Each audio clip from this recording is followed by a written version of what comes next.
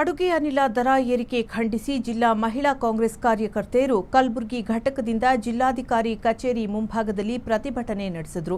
ರಸ್ತೆ ಮೇಲೆ ಇಟ್ಟಿಗೆಗಳನ್ನು ಇಟ್ಟು ಅಡುಗೆ ಮಾಡಿ ವಿನೂತನವಾಗಿ ಪ್ರತಿಭಟಿಸಿದರು.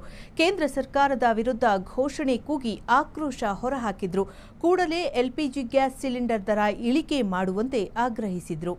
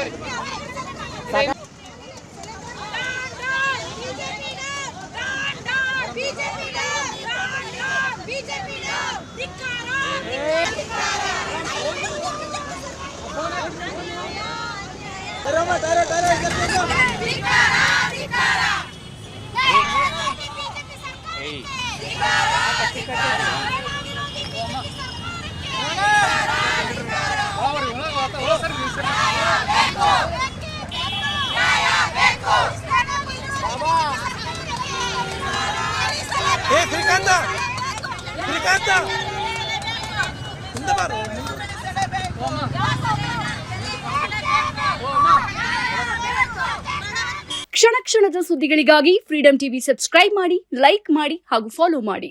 ಹೊಸ ಸುದ್ದಿಗಳ ನೋಟಿಫಿಕೇಶನ್ಗಾಗಿ ಬೆಲ್ ಐಕಾನ್ ಮೇಲೆ ಕ್ಲಿಕ್ ಮಾಡಿ.